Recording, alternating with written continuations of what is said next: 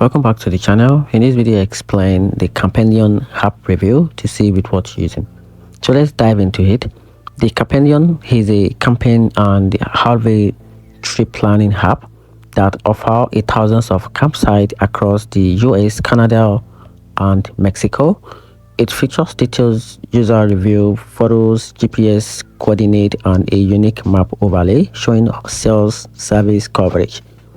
Helpful for travelers who need a connectivity.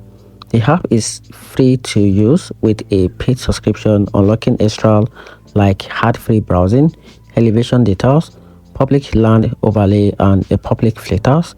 Its interface is straightforward, making it easy to search and compare camp spot.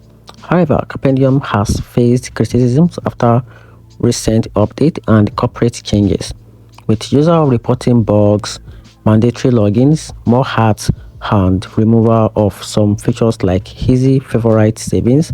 Some also note slower customer support response.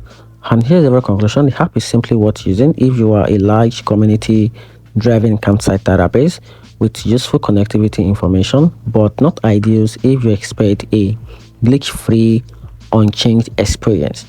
And that's it. Hope you find the video helpful. Hit the turn on the notification button and make sure you subscribe for more review.